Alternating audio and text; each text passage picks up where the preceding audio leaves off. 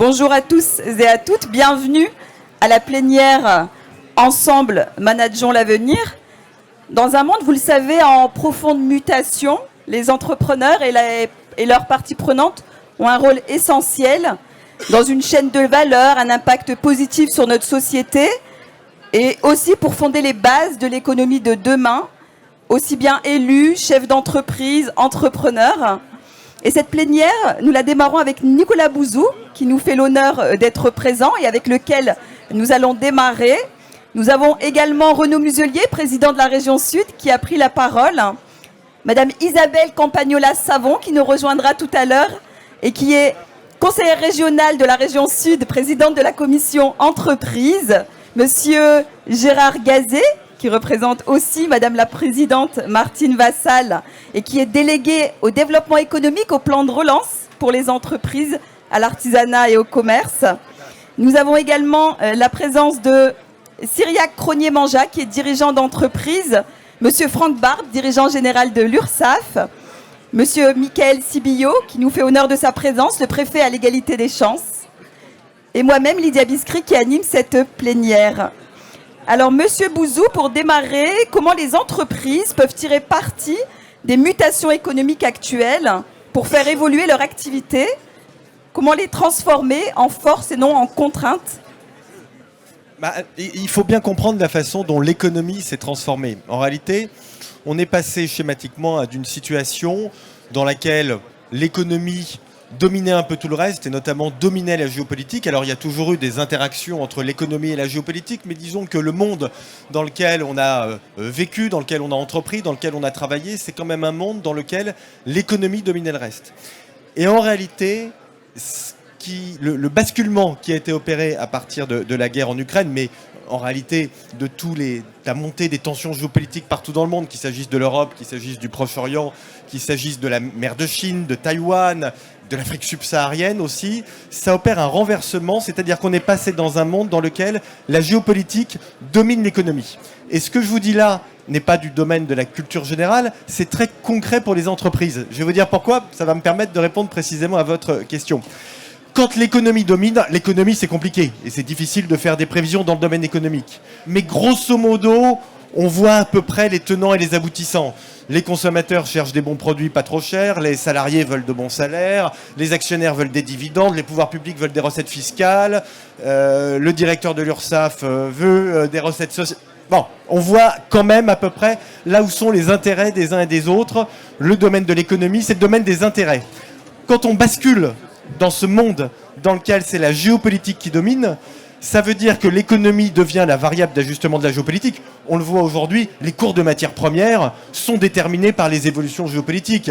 Les dépenses publiques, en grande partie, sont déterminées par les évolutions géopolitiques. Et là, on entre dans un monde dans lequel ce ne sont plus les intérêts qui dominent, mais ce sont les passions géopolitiques qui dominent, qui sont aujourd'hui, malheureusement, mais c'est le monde dans lequel on vit, très largement basés sur le ressentiment vis-à-vis de l'Occident. Ça veut dire, quand on est dirigeant d'entreprise, et là ce que je vais vous dire est très concret et c'est très important, la qualité du dirigeant d'entreprise aujourd'hui est moins liée à sa capacité de planifier, puisqu'on est dans un monde qui est un monde soumis à des chocs géopolitiques qui relèvent des passions et qui sont absolument imprévisibles. Qu'est-ce qui va se passer en Ukraine et en Russie d'ici un an? On n'en sait rien, vous voyez? Et donc, la capacité de planifier devient moins importante que la capacité d'improvisation, que l'agilité, que la capacité à prendre des décisions tout le temps. Mais attention, on peut avoir aussi de bonnes surprises. Le monde est incertain, mais le fait que le monde soit incertain ne signifie pas que tout s'effondre ou que tout va mal. Je vous donne un exemple très concret et je m'arrête. Le domaine écologique, qui nous intéresse tous, on va en parler tout au long de cette journée. Pas la décroissance, bien évidemment, qui n'est pas un sujet, mais la décarbonation de nos économies, la décarbonation des entreprises, la décarbonation de la production d'énergie. En ce moment, on est en train d'avoir une très bonne surprise avec ce qu'on appelle l'hydrogène blanc. On est en train de découvrir partout dans le monde des gisements d'hydrogène blanc. L'hydrogène blanc, en deux mots, c'est un gaz qui fait de l'eau. C'est de l'hydrogène, hein, c'est du gaz, mais il génère pas de réchauffement climatique. C'est la bonne surprise du moment. Donc on peut aussi avoir de bonnes surprises. Donc on est dans ce monde passionnel instable, dans lequel il faut qu'on s'adapte, qu'on improvise en permanence. Mais en même temps, c'est aussi ça qui fait le sel de la vie. Puis quand on est chef d'entreprise, on aime ça, sinon on fait un autre métier. Exactement. Mais justement, lorsqu'on est chef d'entreprise et qu'on fait face à l'ensemble en fait, des chocs externes que vous venez d'évoquer, comment on peut en tirer une force quelque part? Et donnez-nous peut-être des exemples. Comment on peut s'adapter, être agile? Non, mais déjà, deux choses que je voudrais vous dire. Première chose, aujourd'hui, il y a globalement une résilience des économies. On le voit. Il n'y a pas de récession au niveau mondial, il n'y a pas de récession en France. Il y a même des pays qui vont bien économiquement, comme les États-Unis, par exemple. Il y a des pays dont on pensait qu'ils pouvaient s'effondrer, ils ne s'effondrent pas. La Russie, par exemple, hein, vous voyez. Donc, on voit quand même globalement qu'il y a une forme de résilience qui touche un peu tout le monde par rapport à un environnement qui n'a pas été bon, c'est moins qu'on puisse dire, ces 3 dernières années. Mon explication, c'est que les entreprises ont subi tellement de chocs. Vous évoquez la question des approvisionnements. On le voit bien dans les données d'enquête. La chaîne de valeur, la chaîne d'approvisionnement des entreprises est devenue beaucoup plus résiliente depuis le Covid. Parce qu'elles n'ont pas eu le choix. Ça s'est fait à l'instigation des chefs d'entreprise. Donc bravo les chefs d'entreprise. Hein. C'est pas les pouvoirs publics, c'est pas les économistes qui ont fait ça. C'est les chefs d'entreprise. Donc on voit qu'on a progressé en matière de résilience. Ça, c'est la première chose. Deuxième chose sur laquelle je voudrais insister.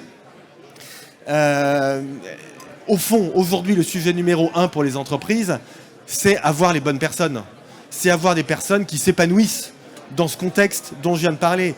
Donc des gens astucieux, qui ont envie de travailler, qui adhèrent au projet de l'entreprise. C'est ça le sujet numéro 1. Le sujet numéro 1 pour l'entreprise, c'est se rendre sexy, se rendre désirable. Ça sert à ça aussi, ce genre de journée. Hein, pour essayer d'attirer les gens qui vont permettre, dans ce monde chahuté, mais enfin très intéressant, qui peut aller en s'améliorant, hein, parce que moi je crois beaucoup au progrès, je pense pas du tout qu'on est dans une période d'effondrement. Je crois que ceux qui pensent que l'intelligence artificielle va nous tuer, que le réchauffement climatique c'est trop tard, et je pense que c'est à côté du sujet. Je pense que c'est pas du tout ça ce qui est en train de se passer. En revanche, il y a des crises multiples, et la question du recrutement, de la formation, de l'école, hein, je souscris à 2000% à ce qui a été annoncé par le ministre de l'Éducation nationale ces dernières semaines, parce que c'est aussi une question économique. Je pense que ça, ce sont les sujets absolument essentiel pour que nos entreprises, les PME de la région, de Marseille, puissent s'épanouir ces prochaines années. Avec le soutien des pouvoirs publics, bien évidemment, qui accompagnent ces mutations et qui sont très orientés dans cette région vers le business et vers l'économie. Et ça, c'est très important. D'avoir toujours en ligne de mire le fait que l'économie, le social et le développement durable, c'est pas 3 silos, on traite les 3 ensemble. Et les entreprises et les pouvoirs publics, on va dans le même sens. Exactement, avec le soutien des pouvoirs publics, de nos élus et des syndicats patronaux, puisqu'aujourd'hui l'événement de la CPME 13 nous permet de nous réunir, de vous entendre aussi, Nicolas Bouzou. Merci pour votre optimisme, pour votre énergie, et je vous invite à rejoindre également les personnes, et j'invite Madame Isabelle Campagnola-Savon, qui est conseillère régionale de la région Sud, présidente de la commission entreprise, à nous rejoindre. Le relais. Merci. Isabelle, bonjour. Bonjour Lydia. Vous nous faites toujours honneur de votre présence. Aujourd'hui, nous avons eu Monsieur Renaud Muselier et vous-même. Oui. C'est un plaisir. Isabelle, quels dispositifs sont mis en place par la région Sud pour accompagner justement les entreprises et encore plus dans le contexte actuel? Alors, la région, vous savez, les collectivités régionales sont en charge de l'économie, sont chefs de file de l'économie. Et à ce titre, on a créé un schéma régional du développement économique, de l'innovation et de l'internationalisation qui nous ont permis après de créer des dispositifs d'accompagnement et de financement de nos entreprises. On en a créé un nouveau qui s'appelle Sud Entreprise, qui permet en fait de répondre en cohérence à la fois avec le SR des E2I que nous avons mis en place avec le fil rouge du plan climat, permettre aux entreprises régionales de bénéficier justement de ces différents accompagnements, de ces différents financements à toutes les entreprises, tous les stades de vie de l'entreprise, que ce soit la création, à la transmission, en passant par le rebond, et ainsi toute entreprise peut être aidée, accompagnée par la région Sud. Alors, dans ces dispositifs, donc, nous avons Sud Entreprise, mais après, on a créé des dispositifs qui soient plus au regard, qui répondent plus aux besoins, aux enjeux de petites entreprises, comme par exemple le dispositif Mon Projet d'entreprise, qui nous permet, en nous appuyant sur 13 partenaires, de pouvoir accompagner à nouveau et financer nos entreprises qui sont souvent des entreprises de l'artisanat, des entreprises du commerce, des petites entreprises. Ce sont des outils qui leur sont plus destinés et qui permettent justement, quand on a idée d'un projet, qu'on n'a pas forcément, on connaît pas forcément le monde de l'entreprise. Et on se dit, mais pourquoi pas? Pourquoi je ne passerai pas le pas? Et justement, on s'appuie sur nos partenaires qui vont leur permettre justement de monter leur entreprise, peut-être avoir le premier financement dont ils ont besoin pour commencer leur activité. Je pense peut-être à un plombier, acheter sa mallette tout simplement. Donc il aura droit à un prêt d'honneur que nous finançons à travers nos partenaires et ainsi de démarrer son activité, de créer finalement son propre emploi. Et après, à travers des autres dispositifs de la région, peut-être de se développer, de monter en compétences, de créer d'autres emplois au sein de son entreprise. Et c'est la raison pour laquelle nous sommes très attentifs à l'évolution du développement de nos entreprises sur le territoire. Pourquoi pas après être aidés à aller à l'international? Là aussi, nous sommes présents. On a créé justement aussi le nouveau prêt TPE. C'est un nouveau prêt qui va être voté, qui sera en activité dès 2024 pour les petites entreprises, pour leur permettre en fait d'avoir une puissance financière un peu nécessaire quand elles en ont besoin. Et donc ça sera, il faut le savoir, un taux quand même à taux zéro et sans garantie.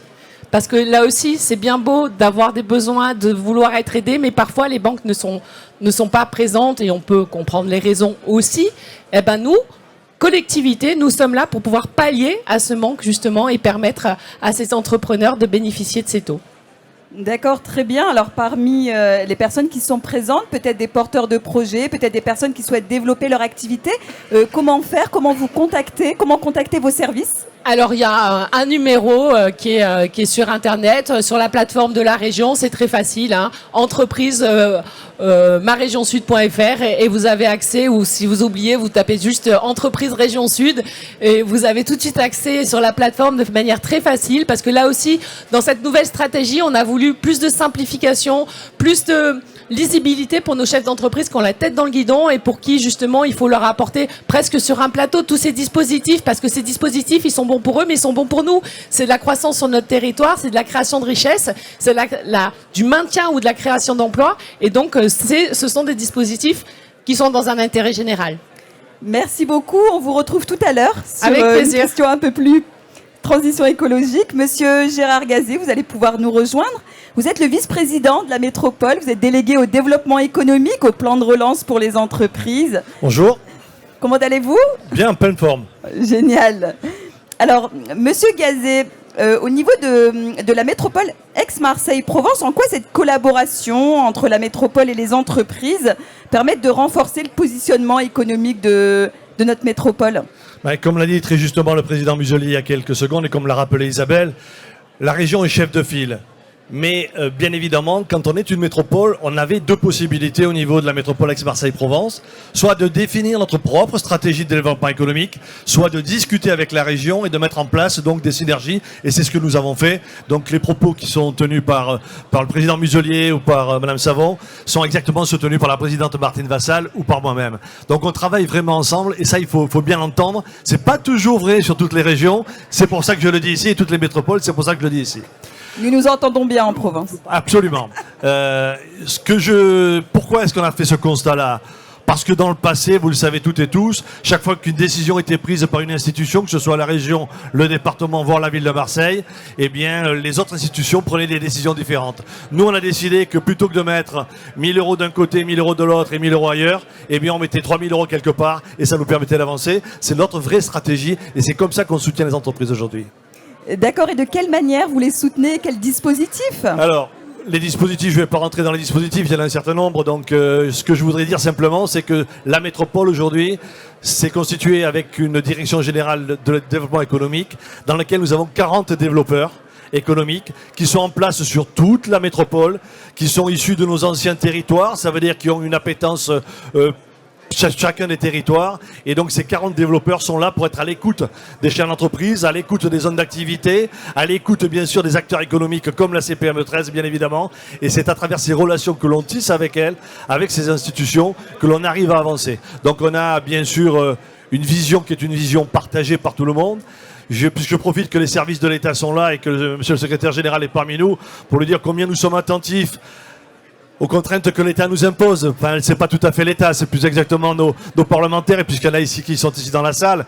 Quand on parle par exemple de loi climat et résilience, qui impose d'avoir une zéro artificialisation des sols à échéance 2040 avec un passage à 2030, eh bien nous sommes donc, nous, métropole, bien obligés de travailler sur les plans à la fois d'aménagement et sur les plans de constitution pour donner du foncier à nos entreprises économiques. Et donc tout ça, ça se fait en collaboration avec les services de l'État, mais croyez-moi, c'est pas simple. Donc monsieur le secrétaire général, je vous fais passer un message devant tout le monde et aux parlementaires aussi. Merci d'accompagner les institutions dans ces grands dossiers. Je viendrai vous voir prochainement puisque nous travaillons avec la métropole sur ces sujets-là. Il y a vraiment des décisions fortes à prendre. Il faut bien comprendre qu'on part d'un cadre légal pour arriver dans un cadre tout à fait particulier où c'est le chef d'entreprise, c'est le patron de PME, PMI qui lui donc subit ces décisions, et il faut qu'on soit en cohérence globale là-dessus. Merci beaucoup à vous, Monsieur Gazet. Et je peux vous inviter à rejoindre donc la salle. Et là, nous allons accueillir Madame Inesti, Monsieur Cyriac. Merci. Pardon, Monsieur Cyriac-Cronier-Manja et Monsieur Barbe. Donc je rappelle donc Monsieur Franck Barbe est directeur général de l'URSSAF en région PACA. Madame Corinne Inesti, présidente de la CPME 13. Monsieur Cyriac-Cronier-Manja, qui est dirigeant de l'entreprise AgroSemences, nous en parlerons tout à l'heure. Pour démarrer, Madame Inesti, nous vous entendons souvent parler de jeux collectifs. En quoi jouer collectif permet de soutenir l'entrepreneuriat local ? Alors, je dirais que cette question est parfaitement illustrée déjà par aujourd'hui, ce que nous faisons dans ce salon. Hein, le jeu collectif, j'ai entendu Gérard en parler et moi je cautionne tout à fait, Isabelle en parlait également. C'est justement se dire que les entreprises ne sont pas seulement soutenues par des organisations patronales comme les nôtres ou par d'autres fédérations, mais elles le sont aussi par tous ceux qui œuvrent dans le microcosme, enfin même le milieu économique au sens large, avec tous les acteurs justement que sont la région, la métropole, le département, mais aussi tous ceux qui sont là justement, tous ceux qui sont parmi nous et qui vont proposer leurs services. On est tous animés par la même motivation, faire grandir et permettre le développement, voire la création au départ des entreprises. Le jeu collectif, déjà, je dirais, il se fait aussi même entre entrepreneurs. Quand on vient, par exemple, ici, dans ce salon, mais quand on vient aussi dans les différents ateliers, les différents after-work, tout ce que nous proposons tout au long de l'année, c'est pour dire à un chef d'entreprise, sors de ton isolement, viens. Et justement, avec les difficultés que tu peux rencontrer, tu vas peut-être rencontrer des personnes qui ont subi la même chose. Et ensemble, les bonnes pratiques vont permettre peut-être de débloquer une situation. Ou au contraire, le chef d'entreprise va pouvoir découvrir qu'il y a des solutions auxquelles il n'avait pas pensé. Donc on essaie d'être très pragmatique. Et local, vous me disiez local surtout, oui, ben ici vous n'avez que des entreprises du territoire. Et on essaie de faire avant tout avancer le territoire. Très bien.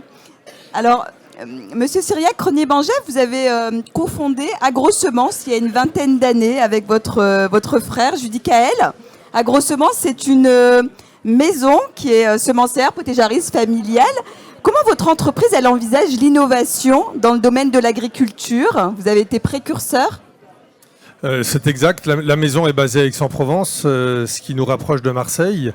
Et en ce sens, l'innovation pour nous, c'est faire sens, c'est faire corps, c'est développer l'humain au centre de l'entreprise. Finalement, c'est porter un message politique que de montrer que de créer de la richesse en donnant du sens au service de l'humanité. C'est ça, innover. Et l'agroécologie, l'agriculture biologique, finalement basée sur un modèle économique qui replace l'homme au centre de l'économie. Ce que l'on vient de décrire ici, finalement, c'est le sens de notre innovation au quotidien depuis 22 ans. D'accord. Alors, Madame Inesti, pour ce qui est des entreprises, donc les TPE, les PME qui souffrent souvent d'isolement, en quoi rejoindre une association d'entreprises comme la CPME 13 permet de rompre cette situation d'isolement ? Eh bien, comme je le disais, c'est déjà ne serait-ce que de sortir d'un environnement où, en fait, un chef d'entreprise, surtout d'une TPE-PME, très souvent, est la personne qui fait tout dans l'entreprise. Elle doit être d'abord experte dans sa maîtrise, peut-être de production, de commercialisation, mais on lui demande aussi de savoir gérer son entreprise, donc de faire un peu de compta, et je crois que beaucoup d'ici se retrouvent. Oui. Et je profite de la présence à côté de Franck, mais bien évidemment, les déboires qu'on peut avoir avec les administrations. Alors je dis déboires, c'est pas toujours insurmontable, au contraire, mais ça effraie quand on se reçoit des relents, des sommes à payer. Et justement, les rencontres que nous allons faire, leur dire de venir à la CPME, déjà c'est pour dire en parler, c'est pour dire on a des solutions, et on a des solutions aussi par des mandats que nous exerçons. Une organisation patronale, c'est d'accord représenter les entreprises, les accompagner, mais les défendre. Et le meilleur moyen de les défendre, c'est d'occuper des mandats patronaux, et notamment, on a parlé de l'URSSAF, mais on a des mandats aussi dans les organismes de formation. Là, on a un pôle santé très important avec la CARSAT et la CPM, on y est également. Après, on a d'autres moyens, puisqu'on a le tribunal de commerce, c'est que ceux qui ont du temps et l'envie, et ça, je lance un appel, en fait, vous savoir, à tout moment, vous pouvez être mandataire, vous pouvez devenir juge au tribunal de commerce. Vous pouvez, si ça vous avez un peu d'appétence à cela aussi, être conseiller prud'homal. Et en fait, c'est très enrichissant. On apprend en fait aussi peut-être comment ça fonctionne et comment se prémunir, être un exemple et à son tour apporter la parole. Donc oui, une organisation patronale, et bon, je plaide en ma faveur, bien sûr, au nom de la CPME 13, va vous permettre tout ça. Et le message de fin que j'aurai, surtout, sortez de votre isolement. Et si vous avez la moindre question, on a un numéro qu'on peut communiquer, mais je suppose qu'il est dans les sacs qu'on a remis. Allô, CPME 13. Ayez ce réflexe. Merci. Merci Corinne. Monsieur Barbe, vous qui êtes directeur général de l'URSSAF, comment aujourd'hui les services de l'URSSAF collaborent-elles avec d'autres partenaires au service de l'entrepreneur ? L'URSSAF, c'est déjà un organisme. On dit que ce salon aujourd'hui, c'est un salon qui réunit des entreprises de PACA.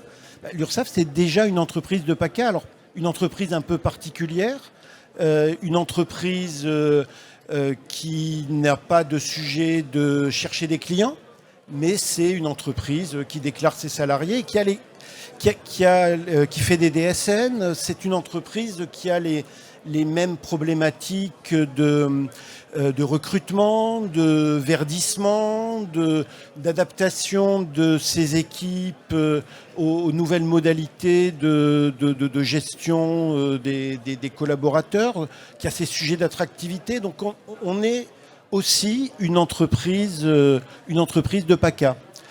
Mais on est une entreprise dont le cœur de métier, c'est la protection sociale.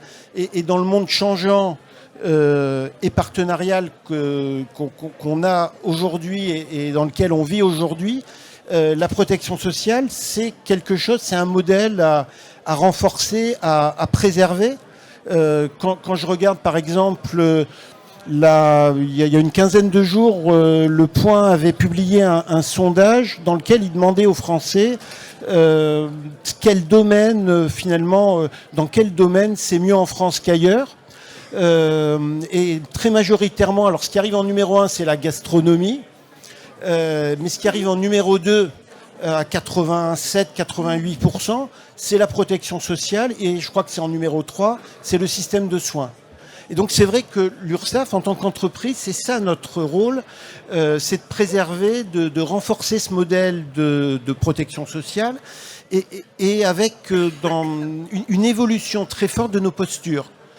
Dans un premier temps, et c'est encore le cas maintenant, on est dans une logique très régalienne. L'URSSAF, c'est les cotisations, c'est le contrôle, c'est s'assurer du financement de la protection sociale. C'était dans les propos de Nicolas Bouzou la première vision du rôle de l'URSSAF. Dans un second temps, en plus de cette mission initiale ou de cette posture initiale, on est dans une logique d'accompagnement.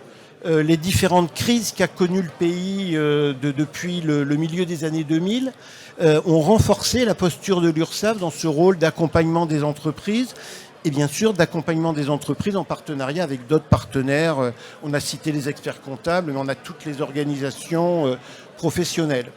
Mais aujourd'hui, dans ce contexte un peu mouvant, un peu changeant, le sujet de la protection sociale amène l'URSSAF à être dans une posture encore, alors différente, bien sûr complémentaire à toutes les autres. On est dans les 3 postures à la fois. On est dans une posture aussi d'être un partenaire important qui accompagne des travailleurs indépendants, des entreprises, des chefs d'entreprise et puis globalement des citoyens à se constituer des droits sociaux. Donc ce lien cotisation-prestation, c'est aussi un des éléments d'enjeu majeur dans la posture de l'URSSAF. Et dans ce monde changeant, c'est un élément qui est bien important. Merci beaucoup à vous. Vous allez pouvoir rejoindre aussi le public. Et je vais demander à Madame Campagnola-Savon de nous rejoindre. Monsieur Gérard Gazet, vous restez. Monsieur Gérard Gazet également. Nous évoquions tout à l'heure la transition écologique. Vous le savez, nous le savons, nous le vivons. Madame Campagnola-Savon, comment la région Sud, avec les entreprises, permet de promouvoir justement ces pratiques éco-responsables? Et peut-être que vous avez soutenu une des entreprises et peut-être un exemple à nous partager. Bon, effectivement, comme je l'ai dit tout à l'heure, notre schéma régional de développement économique de l'innovation et de l'internationalisation s'inscrit totalement avec le plan climat que nous avons mis en place avec la région. Et dans ce cadre-là, on a un dispositif emblématique, c'est le dispositif CEDRE, qui permet aux entreprises d'avoir un impact sur, avoir une aide, un accompagnement sur la transition énergétique, la transition écologique. Et donc, nous avons développer ce dispositif de manière à ce que chaque entreprise puisse en réalité se dire moi aussi je peux m'emparer de cet outil pour avoir un impact sur mon entreprise. Donc il y a l'outil CEDRE Premier Pas.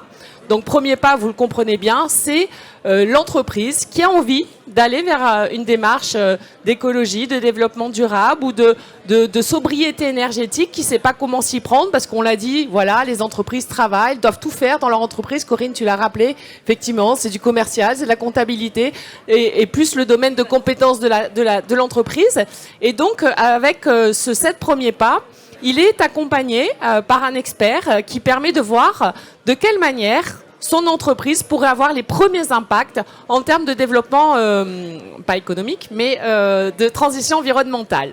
Ensuite, pour les entreprises qui sont des entreprises en développement avec une forte croissance, on a un outil qui s'appelle CEDRE Ambition. Cette ambition, c'est un accompagnement sur 3 ans qui permet d'avoir un diagnostic de l'entreprise, qui permet ensuite de proposer les orientations, toutes les thématiques qui pourraient être faites au sein de l'entreprise pour permettre justement cette transition, tout en conservant le développement et la croissance des emplois.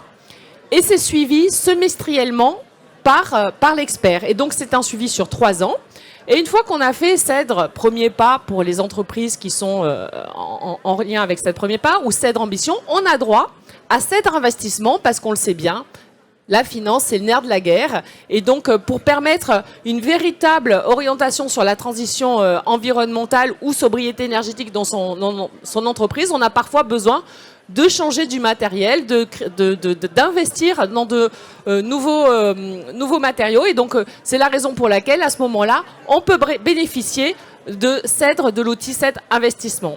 Et là, on vient de créer un nouveau dispositif qui s'appelle Sud Prêt Climat, voilà, qui est là aussi un financement, c'est un prêt à l'investissement immatériel pour les entreprises qui auraient besoin, en fait, d'un peu de trésorerie, en fait, d'apport en trésorerie pour permettre justement de continuer à avoir cette sobriété énergétique dont ils ont besoin, de s'aider un petit peu sur de l'investissement dans leur entreprise en termes de sobriété, de développement durable.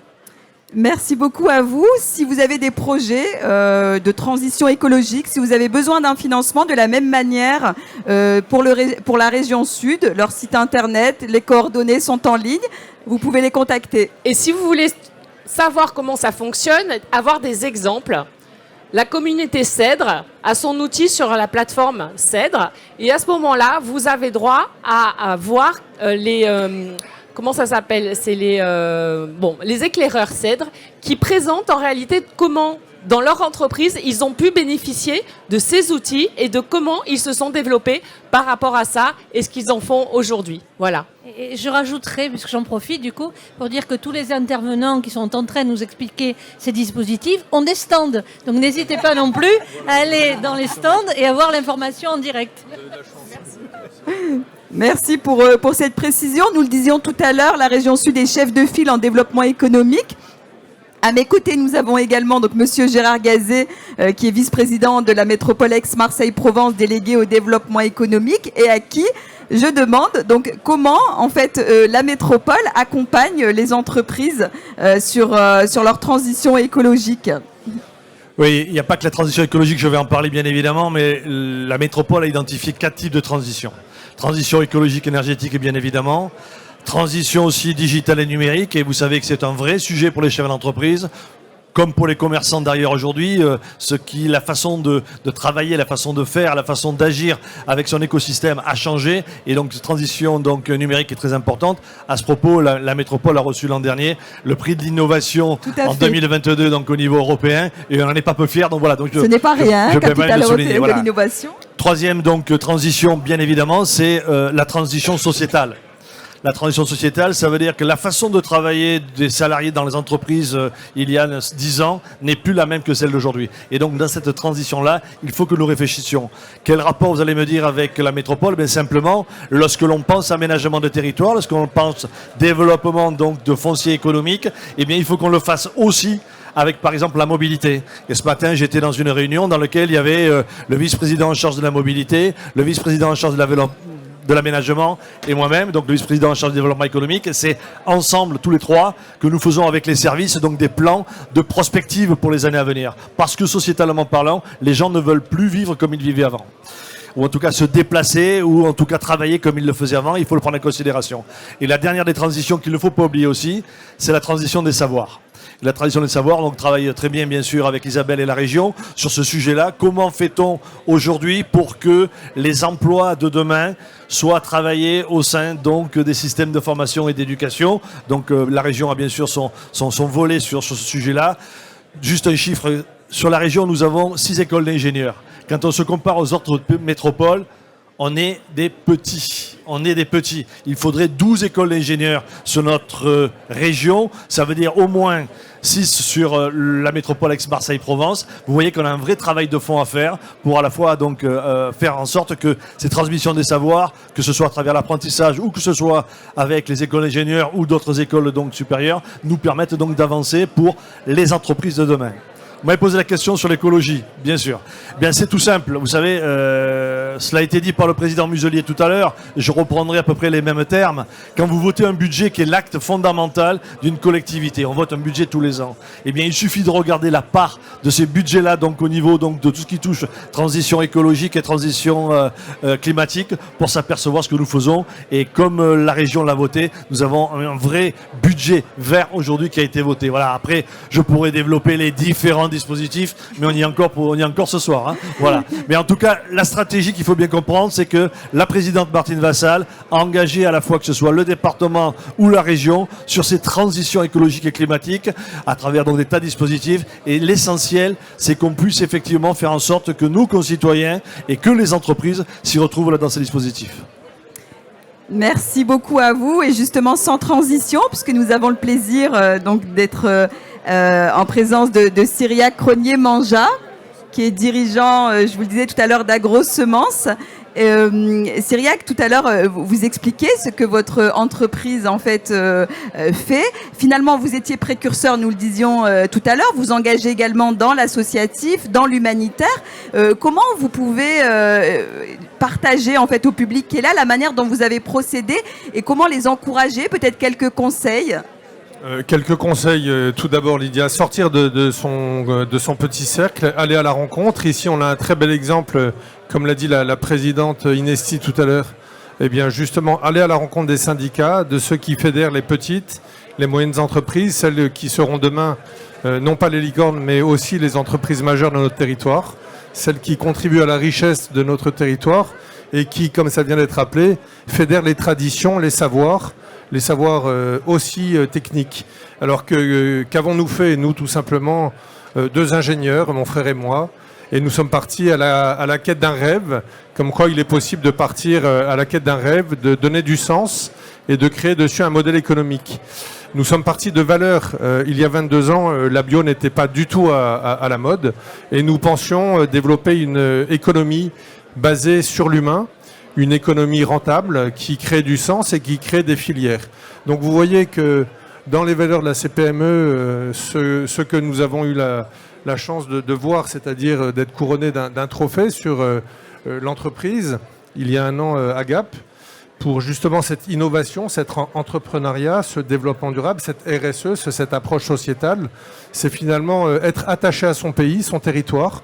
Nous sommes natifs d'Aix-en-Provence et nous sommes très fiers de créer des emplois directs, des emplois indirects, de contribuer à l'économie locale et finalement de faire de notre côté non pas un travail différent, mais une vraie politique de terrain, celle qui, par l'économie, par l'agriculture, va créer demain des écoles, va créer demain ce qui sera finalement la France que chacun d'entre nous, on aspire et dans laquelle il sera bon de vivre.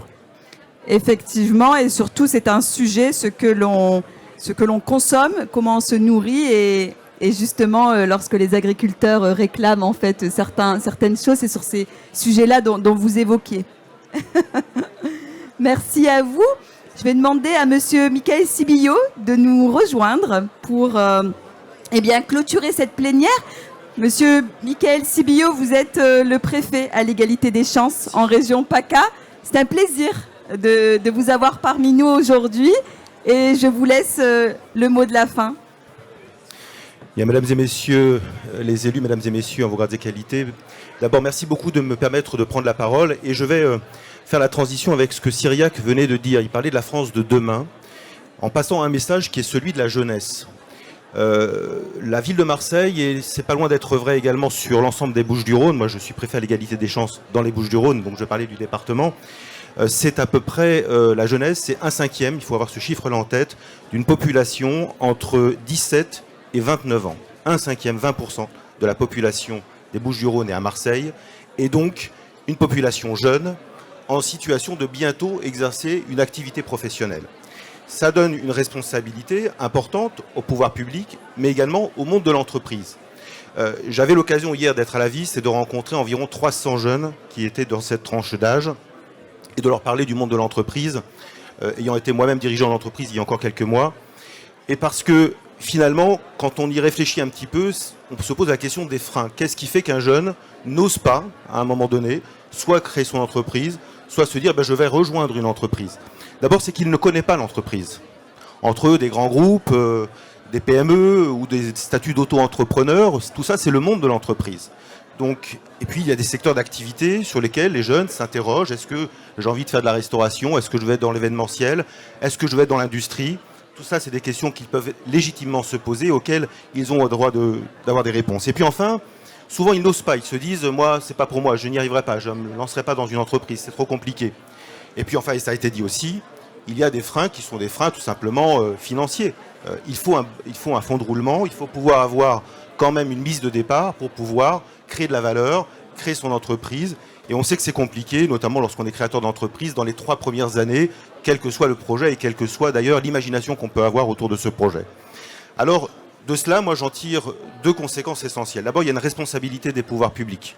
L'État, bien évidemment, mais, et ça a été bien dit, les collectivités territoriales, les établissements publics, la région en particulier dans le cadre de la formation professionnelle et de tous les dispositifs qui ont été expliqués, mais le département aussi, la ville, les collectivités, de manière générale, avec l'État, ont des dispositifs, ils sont nombreux. Et la première chose qui est importante, c'est de faire connaître les dispositifs. C'est un principe d'aller vers les jeunes pour leur expliquer ce que c'est qu'une entreprise. Et dans ce cadre-là, il y a des financements qui existent. On s'appuie généralement sur le tissu associatif. Et s'agissant de l'État, dans le cadre du plan Marseille en Grand, qui avait été annoncé par le président de la République, qui est aujourd'hui porté par la ministre Sabrina Agresti-Roubache, eh bien, il y a un dispositif qui s'appelle les carrefours de l'entrepreneuriat. Il y en a 4 à Marseille, 2 dans les quartiers nord, 14 et 15e arrondissement. Il y en a un dans le 3e à côté de la friche de la Belle de Mai et un dans le 6e. Je vais d'ailleurs me rendre cet après-midi dans un des carrefours. C'est très important parce que c'est un lieu de rencontre entre des jeunes, des chefs d'entreprise, des associations et des mentors. C'est faire le lien de connexion entre les jeunes qu'on va chercher, d'où qu'ils viennent, quel que soit leur niveau d'éducation et de scolarité. Ça, c'est très important aussi. Voilà, enfin, il faut que tout le monde ait sa chance. On leur explique ce que c'est une entreprise. On essaie de leur faire découvrir des secteurs d'activité et on les accompagne, on les mentore. Donc là-dessus, dans le cadre de Marseille en Grand, l'État a mobilisé 3 millions d'euros. C'est à peu près 4000 jeunes qui ont bénéficié de ce dispositif. Si le jeune décide de se lancer dans le statut d'auto-entrepreneur, de créer une entreprise, il faut l'encourager et c'est le capital jeune créateur qui a été mis en place, d'à peu près 5,5 millions d'euros. C'est évidemment un soutien financier. Dans le cadre du dispositif que j'explique, eh bien, c'est 3 000 euros qui sont versés sous forme de subvention, mais c'est aussi l'accès à des prêts à des taux avantageux, des garanties qui peuvent être données, de manière à ce que concrètement le projet du jeune puisse être lancé. Et puis c'est important, c'est de l'accompagnement. C'est très compliqué, vous l'avez dit d'ailleurs, ça a été dit aussi par des chefs d'entreprise, c'est que quand vous êtes à la tête d'une entreprise, quelle que soit d'ailleurs sa dimension, vous êtes seul à prendre des décisions, à prendre des risques. Et donc on a besoin d'être assuré, on a besoin de savoir si on est dans la bonne direction. Et puis si on a pris un risque et que ça ne marche pas, eh bien il faut se relever et il faut toujours aller vers l'avant sans se décourager. C'est un peu la citation de Mandela, vous savez, qui disait qu'il n'échouait pas finalement, soit il réussissait pas quelque chose, et bien soit il apprenait finalement. Et bien on apprend aussi de ses échecs et c'est important aussi de le faire passer à nos jeunes. Nos jeunes, ceux que je vois moi pratiquement tous les jours dans les quartiers, encore hier, que je vais voir cet après-midi, sont des jeunes pleins d'imagination, pleins d'enthousiasme. Et je ne veux pas donner un discours angélique, mais vraiment, il faut les écouter, il faut les accompagner. C'est la responsabilité des pouvoirs publics, et j'en terminerai par là, c'est aussi la responsabilité des entreprises, évidemment. Là, je parle en tant qu'ancien chef d'entreprise, où moi je prenais assez régulièrement dans mon entreprise des stagiaires de 3e, des contrats d'apprentissage également, c'est une opération gagnant-gagnant, parce qu'ils en veulent, en général, les jeunes, ils en veulent. Ils veulent vraiment démontrer qu'ils sont capables. C'est important, bien sûr, dans le cadre d'une politique de responsabilité sociétale, mais c'est important aussi parce qu'il faut se poser la question de la transmission et de la reprise d'entreprise. Moi, je regardais l'autre jour le nombre d'entreprises, par exemple dans les Bouches-du-Rhône, qui cherchent des repreneurs dans le cas de transmission, parce que ça peut être une entreprise familiale, on n'a pas d'enfants, ou qui n'ont pas la volonté de se lancer dans la reprise de l'entreprise. Ben, qu'est-ce que va devenir l'entreprise quand vous avez autant engagé d'énergie, d'enthousiasme et de moyens pour faire qu'une activité prospère? Vous avez envie que le relais soit donné. Le relais, c'est celui de la jeunesse. C'est donc évidemment la responsabilité des pouvoirs publics, mais de l'ensemble des entreprises. Et c'est le message que je veux vous faire passer, à vous qui êtes à la tête de petites, moyennes ou grandes entreprises, c'est aider nos jeunes, faites-leur confiance, ils le méritent. Je vous remercie de votre attention.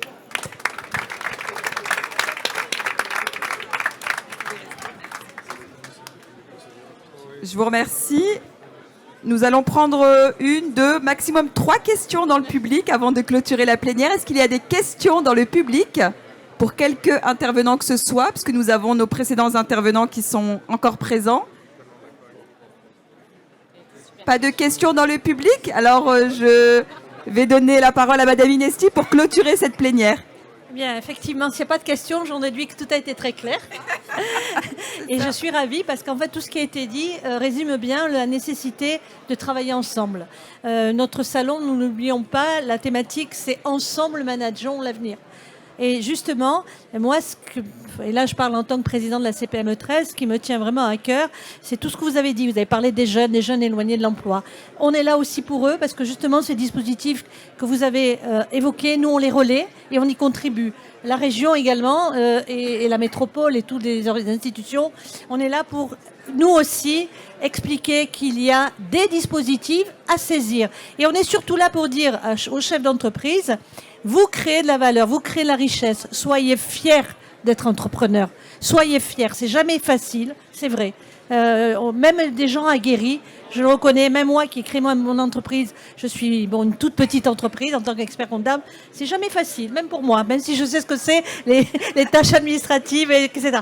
Mais tous les jours, on continue parce qu'on a ça en nous. J'ai entendu parler de motivation, de créativité, je crois que M. Muselier également a dit j'aime venir ici dans ce salon, je sens qu'il y a de l'envie, je sens des gens enthousiastes, et c'est vrai, on a ça en nous.